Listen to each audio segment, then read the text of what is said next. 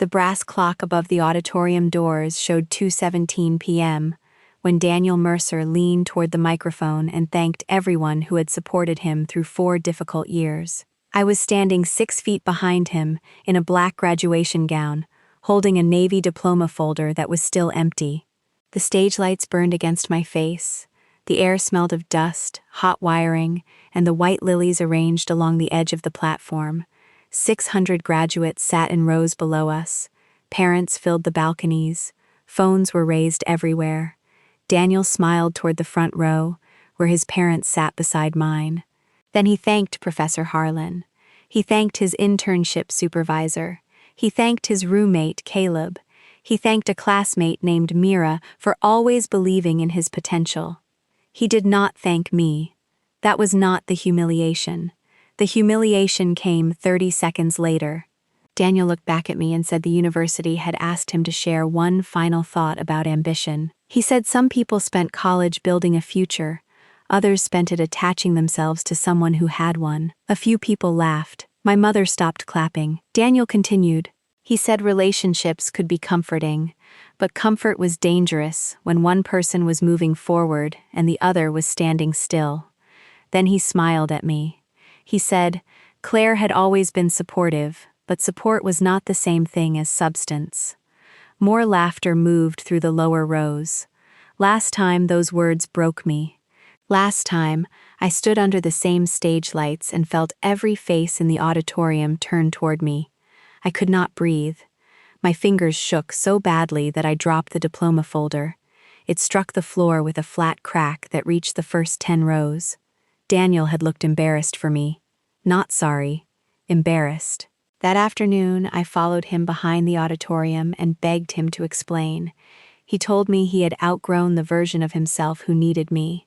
2 hours later, I rejected a job offer from Halcyon Strategy Group because Daniel had wanted the same position and claimed my accepting it would make him look weak. 3 years after that, he left me with $12,000 in shared debt and moved into an apartment with Mira. I died at 28 on a wet road outside Bellwether Junction. There had been no dramatic final thought, no bright tunnel, no voice explaining why. One moment, headlights crossed the center line. The next, I was 22 again, standing behind Daniel on graduation day. The same brass clock read 2:17 p.m. The same lily beside my shoe had a brown edge. The same woman in the second row held a red phone with a cracked case. Daniel was still talking. This time, I did not drop the folder. I adjusted my grip and watched him finish. He said, I hope everyone here has the courage to leave behind anything that makes them smaller. The applause came slowly. Some people clapped because he was the student speaker. Some looked uncomfortable. A few turned toward me with the bright curiosity people carried when they believed they were witnessing the end of someone else's dignity. I had worked as a student scheduling coordinator for the university's engineering labs for 2 years.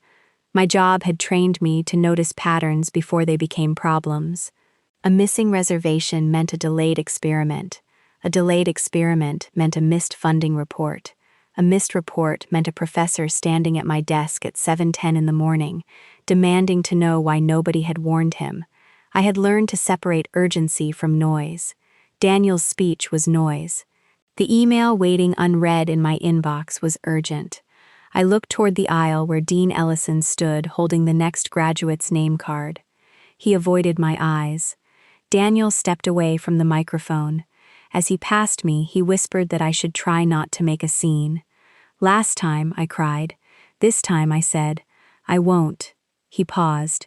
For 1 second, his expression changed. He had expected tears. He had planned around them. Then the dean called my name.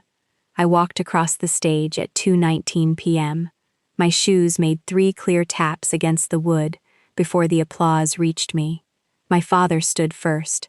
My mother stood beside him. Their faces were tight and pale. I shook Dean Ellison's hand. He said he was sorry. I said, thank you. A photographer took my picture. The flash went off.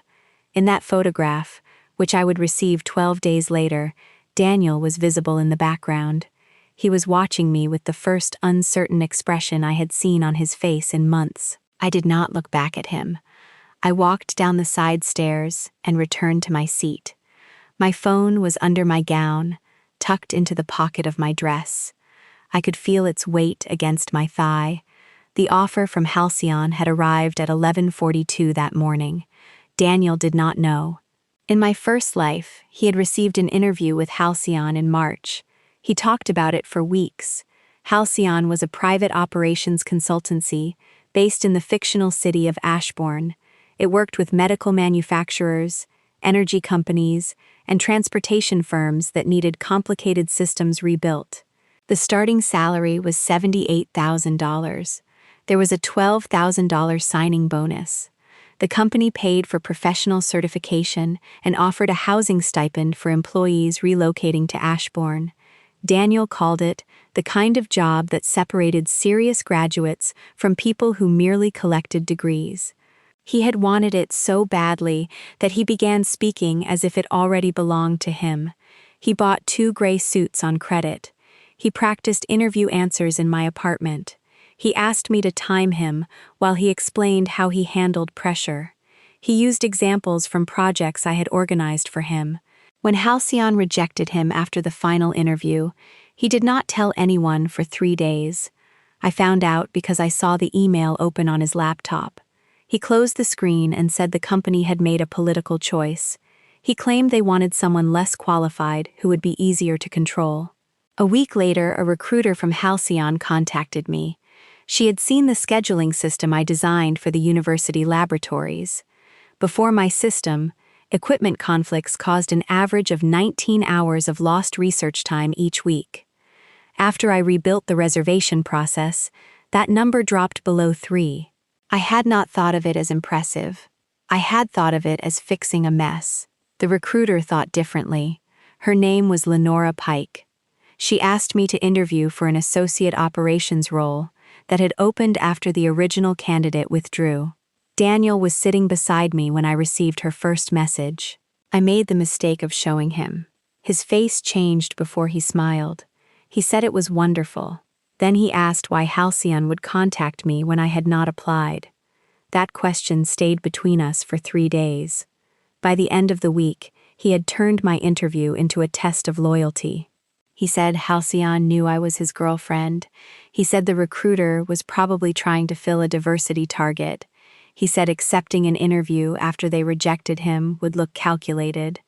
Then he softened his voice and said we were supposed to build a life together, not compete. I attended the interview anyway. I did it without telling him.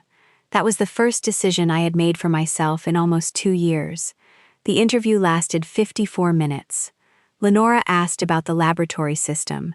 She asked why I had created 2 backup scheduling models instead of 1. I told her equipment failures rarely arrived alone. 1 broken centrifuge created pressure on 3 other labs. A single backup plan collapsed the moment 2 failures overlapped. She smiled and said, most applicants planned for the problem they could see. I told her I preferred planning for the second problem. In my first life, Halcyon offered me the job on graduation morning. I stared at the email for 11 minutes. Then I showed it to Daniel. He went silent. He said the offer should have been his. He said taking it would humiliate him. He said everyone already knew he had interviewed there. He said people would think I had used him to learn about the position. Then he reminded me that he had been invited to speak at graduation and I had not. He told me that should make the difference between us clear. I rejected the offer at 1:06 p.m. Lenora replied 9 minutes later. She said she respected my decision and wished me well. I deleted the message before Daniel could see it. At 2:17 p.m., he humiliated me anyway.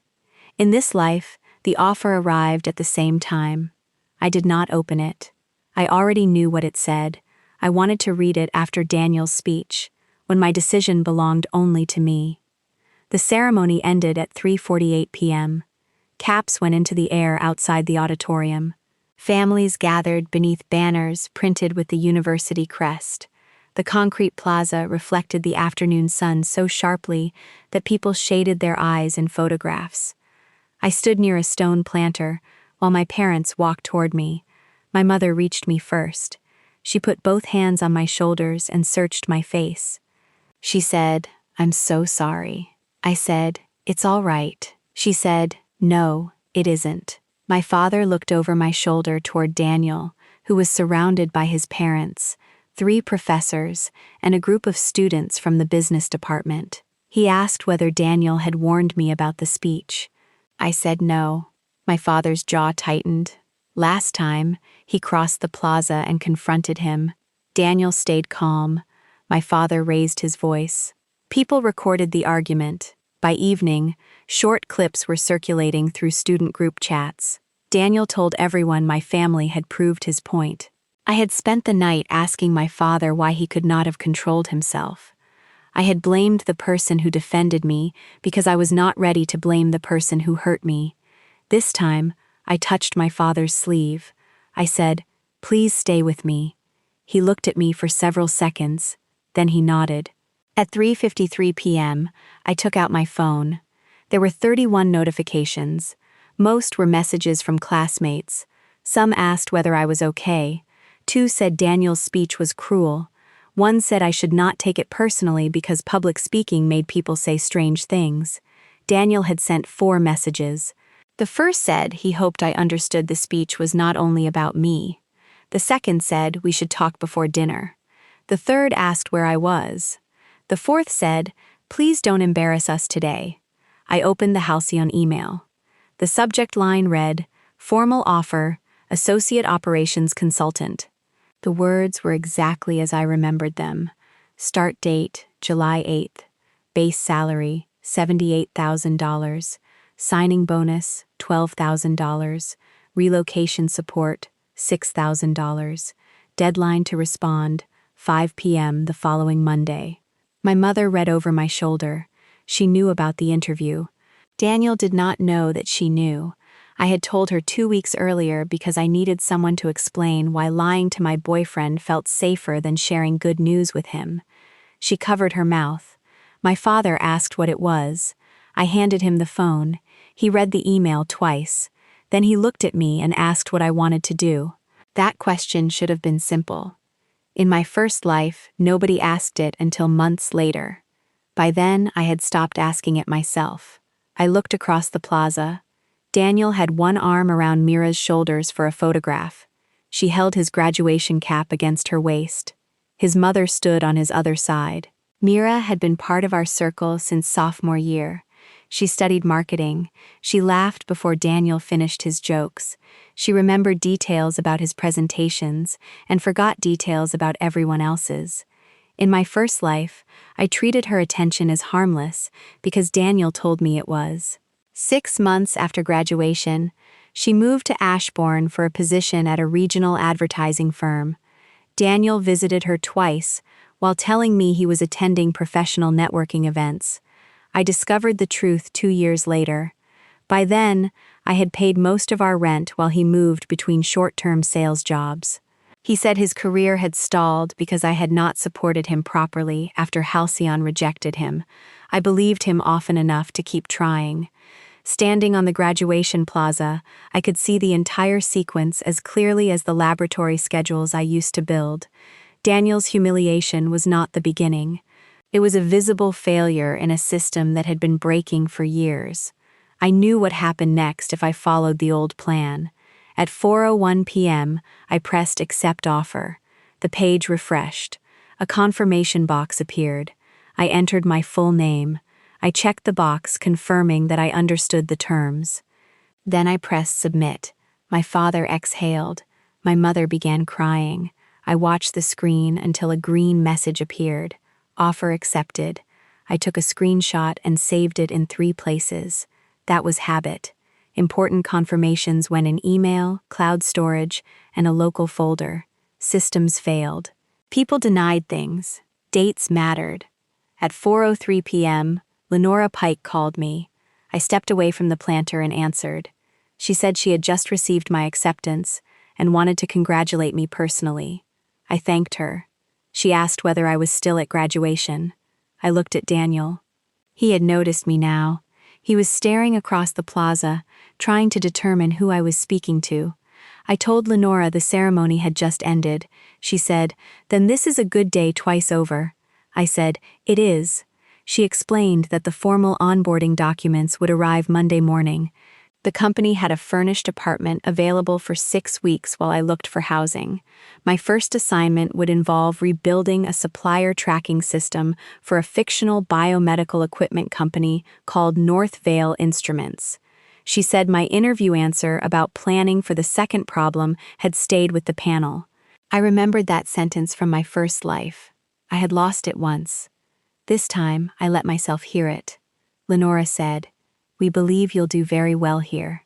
I said, "I intend to." When the call ended, Daniel was walking toward me. His parents followed several yards behind him. Mira remained with the other students. Daniel's smile was controlled. He greeted my parents as if nothing had happened. My father did not respond. Daniel turned to me and asked who had called. I said, "Halcyon Strategy Group." His smile disappeared. He asked why Halcyon was calling me. I said they offered me the associate operations position. His eyes moved to my phone. He said, "The position I interviewed for." I said, "A position in the same intake group." He corrected me. He said, "No, the position I wanted." There were people close enough to hear us. A family beside the planter went quiet. My mother looked at me, waiting. Last time, I would have lowered my voice. I would have tried to protect him from the discomfort he had created. This time, I said, I accepted it. Daniel stared at me. The sounds of the plaza continued around us. Caps hit the pavement. A child cried near the fountain. Someone called for a group photograph. Daniel asked when. I said, 2 minutes ago. His face went pale, then red. He said we needed to talk privately. I said no. He glanced at my parents. Then he said, "Claire, do not do this here." I almost laughed at the symmetry of it. He had used a microphone to explain my lack of substance to 600 graduates. Now he wanted privacy. I said, "You told everyone I was standing still." I corrected that. His mother stepped closer. She asked what was happening. Daniel said I had accepted a job from the company that rejected him. The sentence made my decision sound like an attack. His father frowned at me. He asked whether I had applied behind Daniel's back. I said the company contacted me. Daniel said that was not the point. I asked what the point was. He looked at the people around us. He noticed the attention and lowered his voice. He said, "You knew what this meant to me." I said, "Yes." He said, "Then why would you accept it today?" I said, "Because they offered it today." He took one step toward me. My father moved between us without touching him. Daniel stopped. I told my father it was fine. Then I looked at Daniel. For 4 years, I had known every version of his disappointment. The quiet version came with closed doors and long silences. The wounded version came with questions about loyalty. The angry version came with precise reminders of everything he believed he had done for me. The public version came dressed as honesty. I had spent years treating those versions as different problems. They were the same system. Daniel said, "You are making an emotional decision because you didn't like my speech." I said, "The interview happened before your speech." He blinked. I continued. I told him the recruiter contacted me 3 weeks earlier. I told him I completed 2 interviews and a case assessment. I told him the offer had arrived that morning. He asked why I had hidden it. I said, "Because I knew you would ask me to make myself smaller for you." His expression hardened.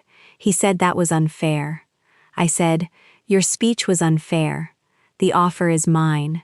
His mother said this should not be discussed in public. I looked at her. I said, "I agree." Then I turned to my parents and asked whether they were ready to leave. Daniel reached for my wrist. He did not grip it. His fingers only touched the sleeve of my gown. I stepped back before he could close his hand. He said, "We have dinner reservations." In my first life, we went to that dinner. His family discussed his speech as if it had been brave. Daniel's father said graduates needed to hear uncomfortable truths. His mother told me I had been mature not to react. I sat beside Daniel for 90 minutes with swollen eyes and ate half a bread roll. At the end of the meal, Daniel asked me to split the bill because he had paid for parking. This time, I said, "Cancel my seat." He asked whether I was ending our relationship over one speech. I said, "No, I'm ending it because the speech was accurate in one way." He waited. I said, "I have been attaching myself to someone else's future." His face changed again, not because the words hurt him, because he recognized them. They belonged to his speech. Mirrored language made him feel exposed in a way accusation never could. He said I was twisting what he meant. I said, "I understood what you meant." Then I left. My parents and I walked across the plaza toward the north parking lot. I could feel people watching us. For the first 20 steps, my body felt strangely light. Then my knees began to shake. I kept walking. Panic was physical. It tightened my throat. It made my fingertips cold. It told me I had destroyed something important in less than 10 minutes. Foreknowledge gave me another voice. That voice reminded me what happened when I stayed. At the pedestrian crossing, my mother reached for my hand. I held it until the signal changed. We reached my father's car at 4:14 p.m. I removed my graduation gown and folded it across my lap in the back seat. The black fabric was warm from the sun. My phone rang before we left the lot. "Daniel." I declined the call. He called again. I declined it again. Then his messages began. He said I had misunderstood the purpose of the speech. He said the faculty had asked him to be honest about sacrifice. He said he had planned to thank me privately. He said accepting Halcyon's offer without discussing it was a betrayal. He said ending the relationship in front of our families was immature. He said I was proving that I could not handle criticism. I read each message once. Then I muted the conversation. My father drove us to a small restaurant near the river called the Cedar Glass. It had green booths and square wooden tables scarred by years of plates and coffee cups. We had not planned to go there. Our original reservation was with Daniel's family at a private dining room near campus. The Cedar Glass had no private room. The hostess seated us beside a window at 4:41 p.m. My mother ordered sparkling water. My father ordered coffee. I ordered tomato soup and a grilled cheese sandwich, because I knew I could eat it, even with my stomach tight. For several minutes, nobody spoke. Then my father asked whether I had actually died. The spoon stopped halfway to my mouth. I had not told them. Not in this life, not directly. But when I woke 3 weeks before graduation, I called my mother at 4:12 in the morning. I cried so hard that I could not explain why. I drove home that weekend and asked questions about events that had not happened yet. I asked whether my father still intended to refinance the workshop in August. I warned my mother not to invest in a friend's bakery expansion. I told them the old maple tree beside the garage would split during the first autumn storm. They thought I was overwhelmed. I had planned to keep the truth to myself. At the restaurant, my father watched me carefully. He said, "You looked at Daniel today, like you already knew what he was going to say." My mother put down her glass. I looked through the window. The river moved below the embankment. Sunlight reflected in broken lines across the water. I said, "I have lived this day before." Neither of them interrupted. I told them the simplest version. I told them I had been 28. I told them I had died on a road near Bellwether Junction. I did not describe the impact. I told them I woke in my old apartment 21 days before graduation. I told them Daniel gave the same speech in my first life. I told them I rejected Halcyon's offer because he asked me to. I told them I spent 6 years trying to repair a relationship that required me to keep disappearing. My mother cried quietly. My father stared at his coffee. When I finished, he asked whether they were alive in that other life. I said yes. He asked whether we were close. I looked down at my hands. I said, "Not as close as we should have been." That answer hurt them more than anything else. My mother asked why. I told her Daniel disliked how my father questioned him. I told her I stopped visiting because every family dinner became an argument afterward. I told her I kept shortening phone calls until there was almost nothing left. My father nodded once. He said, "Then we won't waste this one." No one called me confused. No one told me grief had distorted my memory. My parents did not understand what had happened. Neither did I. They believed that I believed it. That was enough. At 5:22 p.m., my phone displayed 14 missed calls. 3 were from Daniel, 2 were from his mother. 1 was from Dean Ellison, 8 were from numbers I did not recognize. A clip of Daniel's speech had already been posted online. The student who uploaded it titled the video, "Graduation Speaker Calls Out His Own Girlfriend." It had 1,900 views. In my first life, I watched every repost. I read every comment. Some people defended me. Some agreed with Daniel. Others invented details about our relationship and argued over them as if facts were optional. This time, I did not open the video. I emailed Dean Ellison instead. I said I had received his call and appreciated his concern. I asked the university not to issue any statement on my behalf. I requested a copy of the official event recording for my personal records. He replied 8 minutes later. He said the university was reviewing whether Daniel's remarks violated the approved speech agreement. That consequence belonged to Daniel. I did not ask for it. I did not encourage it. I saved the email and returned to my soup. After dinner, my parents drove me to my apartment. Daniel and I did not live together. That had been his preference. He said sharing an apartment before we were financially stable would create pressure. In practice, he stayed with me 4 nights each week, kept clothes in my closet, ate groceries I bought, and returned to his own apartment when he wanted space. My lease ended in 12 days. I had planned to move into a larger apartment with him after graduation. The deposit had already been paid. $2,400, $1,200 from me, $1,200 from Daniel's parents. Daniel had contributed nothing because he was waiting for his signing bonus from the job he expected to receive. In my first life, I moved in anyway. After Halcyon, Daniel said he needed time to rebuild his confidence. I covered the rent for 7 months. This time, I opened my laptop at 7:08 p.m. and found the lease documents. The agreement had not begun. There was a cancellation clause. We would lose $600 if we withdrew before the start date. I emailed the property manager.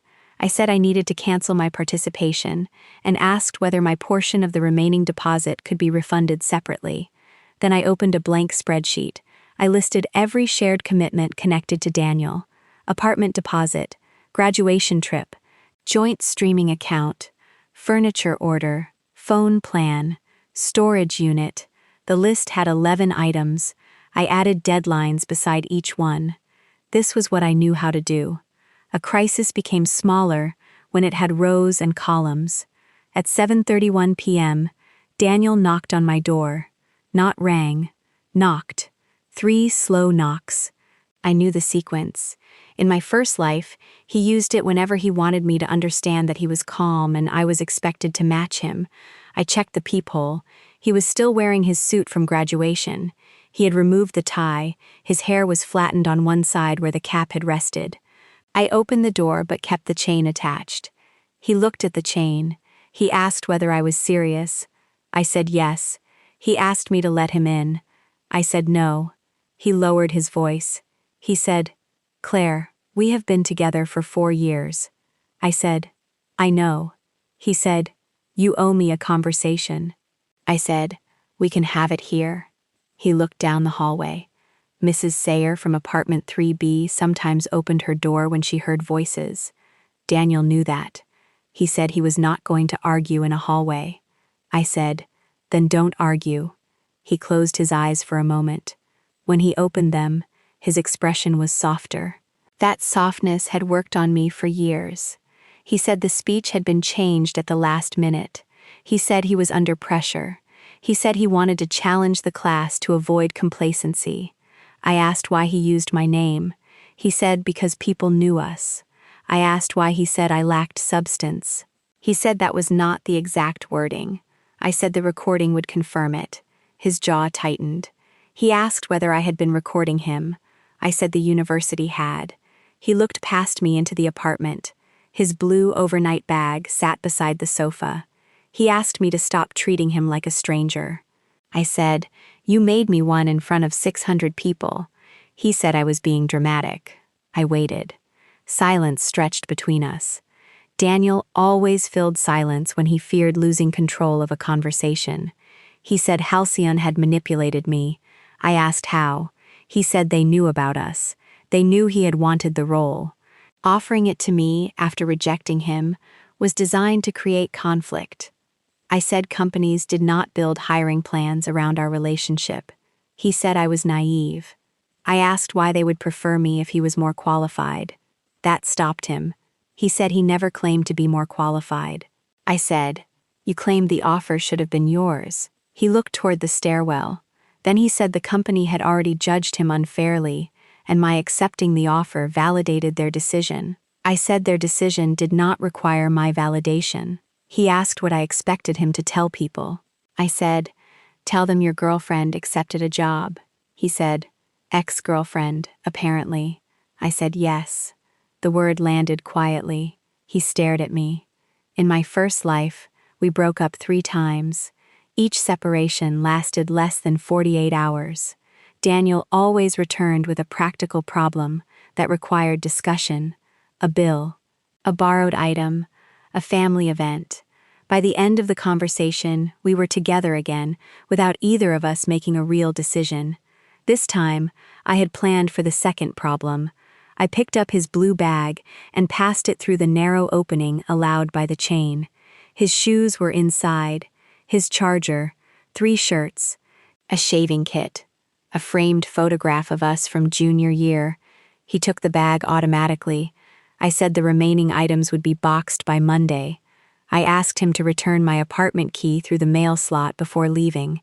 He said he did not have it. I said it was attached to his car keys with a green rubber cover. His eyes flicked down. He hated being caught in small lies. Large lies could be defended. Small ones made the pattern visible. He removed the key and held it between 2 fingers. He asked whether I had been planning this before the ceremony. I said I had been planning to stop repeating myself. He said that made no sense. I said, "It does to me." He placed the key through the opening. It struck the floor inside my apartment. Then he asked whether there was someone else. The question surprised me even though I remembered it. He needed another person to explain my decision. He could understand competition. He could not understand absence. I said no. He said he did not believe me. I said, "You don't have to." He looked at me for a long time. Then he said I would regret choosing a company over a relationship. I said, "I chose myself before either one." I closed the door. My hands shook after the latch clicked. I sat on the floor with my back against the door and listened to his footsteps move down the hallway. At 7:46 p.m., the building entrance closed. I stayed on the floor for 6 more minutes. Then I picked up the green-covered key and placed it in an envelope labeled "Returned." The next morning, I woke at 5:38. For several seconds, I expected to see rain moving across a windshield. Instead, pale light entered through my blinds. My graduation dress hung over the back of a chair. The empty diploma folder lay on the desk. I checked my phone. The university video had reached 43,000 views. Daniel had posted a statement at 1:16 a.m. A classmate sent me a screenshot. He wrote that his remarks had been taken out of context. He said the speech addressed mutual growth within relationships and was never intended to target or demean anyone. He said private disagreements had been unfairly turned into public entertainment. He did not apologize. He did not mention my name. The comments were divided. Some called the statement reasonable. Others posted the exact clip where he looked at me and said my name. I closed the screenshot. At 6:03 a.m., Lenora emailed my onboarding packet. There were 27 pages. I read every one. My start date was confirmed. My temporary apartment would be in the fictional Ashbourne district of Westmere, 12 minutes from Halcyon's office by tram. I would report to a director named Priya Ven.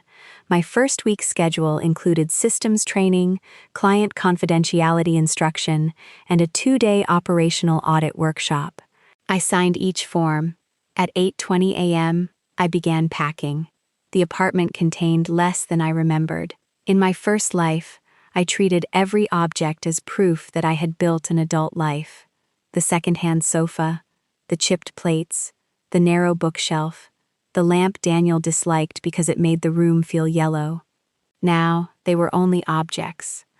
By noon, I had filled 7 boxes. My mother arrived with packing tape and sandwiches. She did not ask whether I had changed my mind. At 1:34 p.m., Daniel's mother called from another number. I answered because I wanted the calls to stop. She said Daniel was devastated. I said I was sorry he was hurting. She said relationships required grace. I said yes. She said one mistake should not erase 4 years. I looked at the box beside me labeled Kitchen Keep. I said, it was not one mistake. She told me Daniel had supported me through college. I asked how. She paused. Then she said emotional support could not always be measured. I said, mine could.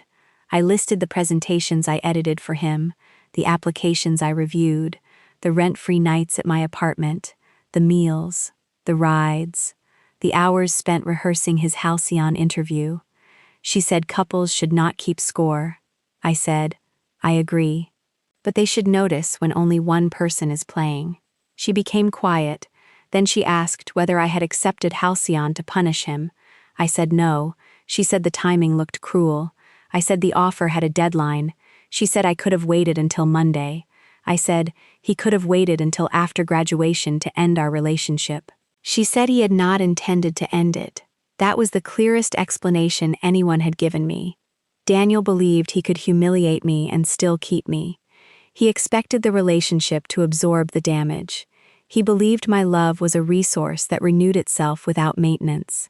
I said, that was his mistake. Then I ended the call. The university announced its decision on Tuesday. Daniel's remarks had violated the approved speech agreement. The school removed the official video from its public channels and issued a written apology to graduates and families. Daniel kept his degree. He was not expelled. He was removed from an alumni leadership program and asked to return a small speaker's honorarium. The consequences were limited and administrative. They came from his own decision to replace the approved speech. I did not comment publicly. The silence frustrated people. 2 student publications contacted me. A local radio program sent an interview request. I declined all of them. I did not want to become the woman Daniel humiliated at graduation. I had another identity waiting. On Thursday morning, Halcyon mailed a welcome package.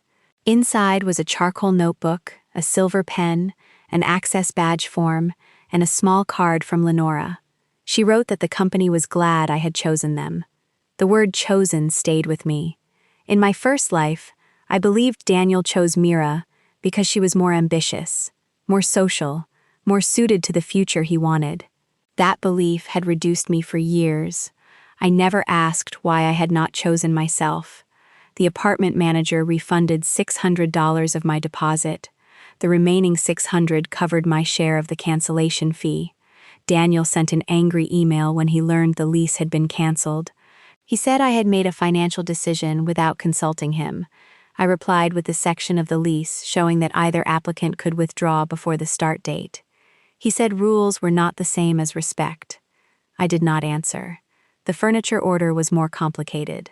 We had bought a dining table and 4 chairs during a holiday sale. My credit card had been charged $980. Daniel had promised to reimburse half after graduation. The order had not shipped. I canceled it. The refund appeared 3 days later. I removed him from the shared phone plan. I ended the streaming accounts.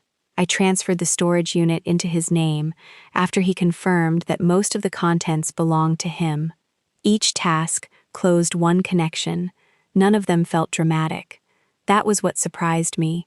Leaving Daniel had once seemed impossible because I imagined it as one enormous act. It was not. It was 27 small acts: a canceled order, a returned key, a a changed password, a signed offer, a train ticket to Ashbourne. The final box left my apartment on June 24th at 10:12 a.m. My father rented a cargo van. My mother cleaned the refrigerator while I checked every cabinet twice. Before leaving, I stood in the empty bedroom. A pale rectangle marked the place where my headboard had blocked the sun. I had spent my first life believing that room contained the last version of me who had potential. Now I understood it had only contained the version who had not used it yet. We locked the door. I placed the key in the manager's office drop box. Then we drove to Ashbourne. The temporary apartment Halcyon provided was on the 5th floor of a narrow brick building. It had one bedroom, a small kitchen, and windows facing the tram line. At 6:40 each morning, the first silver tram passed below. The sound woke me during my first week. By the second, it became part of the room. My first day at Halcyon began at 8:30 a.m. The office occupied 4 floors of a glass building called Valen House. The lobby smelled of coffee and polished stone. Lenora met me beside the security gates. She was shorter than I remembered. In my first life, memory had made her larger because the opportunity she represented had become enormous. She wore a dark green jacket and carried a tablet with a cracked corner. She shook my hand. She said, "Welcome to Halcyon, Claire." I said, "Thank you for waiting for me." She looked confused. Then she smiled and said, "We didn't have to wait long." She could not know what I meant. Priya Ven was direct and careful. She gave me a desk near the east windows and a stack of supplier reports from North Vale Instruments. The company manufactured portable diagnostic machines. It had missed 4 shipment deadlines because its inventory system listed parts by purchase date instead of production priority. I spent 3 days mapping the failure points. On Friday afternoon, Priya asked what I saw. I told her the company did not have one inventory problem, it had 3. Parts were mislabeled. Inspection reports arrived late. Managers were using private spreadsheets to compensate, which created different versions of the truth. Priya asked which problem I would fix first. I said the private spreadsheets. She asked why. I said, because people create private systems when they stop trusting the official one. If we rebuild the database before restoring trust, they'll keep the private systems and the new process will fail. She nodded. That answer became the basis of my first client presentation. I gave it 6 weeks later. The meeting room had 12 chairs, a wall screen, and a window overlooking the tram depot. My hands were cold before I began. Then the first slide appeared. I knew the numbers. I knew the sequence. I knew where the second problem would come from. The presentation lasted 32 minutes. When I finished, North Vale's operations director approved the full rebuild. Priya waited until the client left. Then she said, "You were ready." I looked at the empty screen. I said, "I've had practice." Daniel contacted me again in August. His message came through email because I had blocked his number. He said he had been thinking about everything that happened. He said graduation had become a turning point for both of us. He admitted his speech had been insensitive, but said the public reaction had been disproportionate.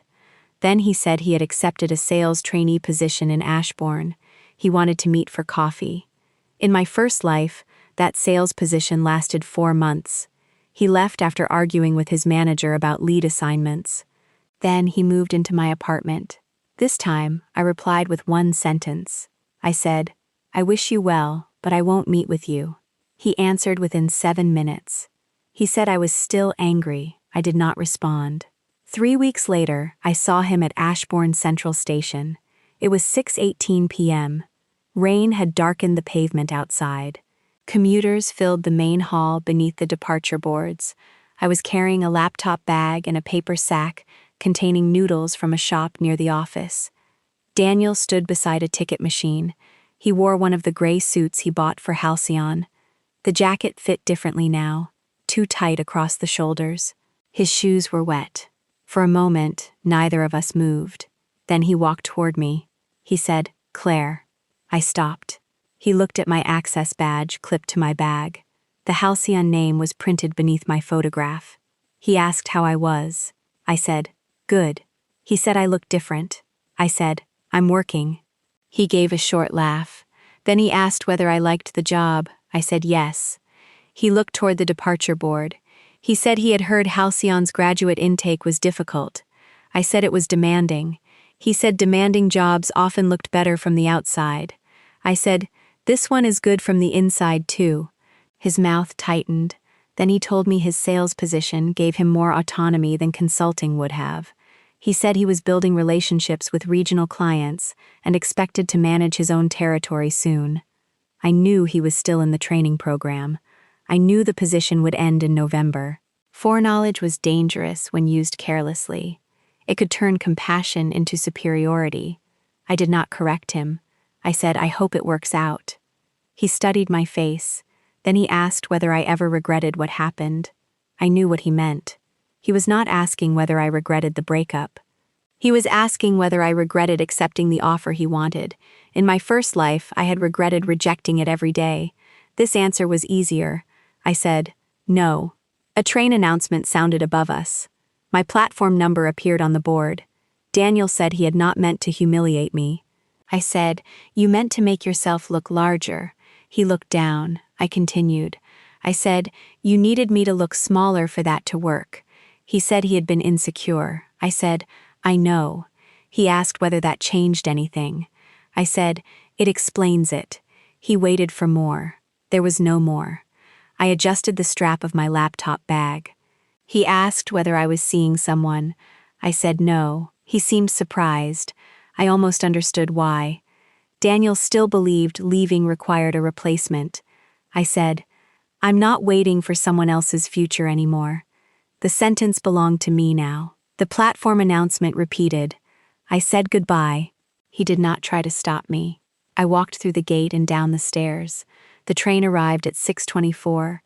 I found a seat beside the window. As the station moved behind me, I saw Daniel through the glass. He remained beneath the departure board, surrounded by people moving toward different platforms. By December, Halcyon offered me a permanent apartment stipend instead of temporary housing. I rented a small place near Westmere Park.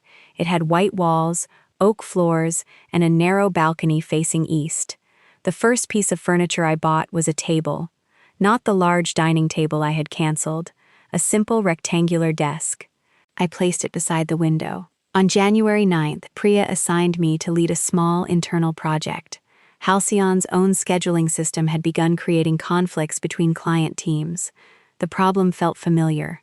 Too many people, too few shared rules. Private spreadsheets multiplying behind official processes. I spent 6 weeks rebuilding it. When the new system launched, scheduling conflicts dropped by 61%. At my first annual review, Priya increased my salary to $91,000. She said I had a rare ability to notice where systems failed before the failure became visible. I thought about the brass clock above the auditorium doors. 2:17 p.m., the exact minute Daniel tried to explain my future to a room full of strangers. He had believed that moment would define me. For a while it did, not because he was right, because I let his words become instructions. In my second life, the moment became something else. It became a timestamp, the point where the old sequence ended. On the first anniversary of graduation, a package arrived from my mother.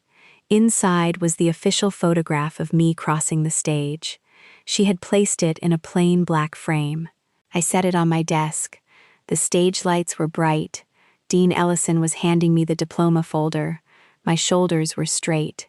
Daniel stood blurred in the background, watching me walk away. Beside the frame, I placed the silver pen Halcyon sent with my welcome package. At 2:17 that afternoon, sunlight moved across the desk and touched both objects. A year earlier, Daniel had told 600 people that I was standing still. At 2:18, I had crossed the stage. At 4:01, I had accepted the offer he wanted. The clock on my wall moved forward without making a sound.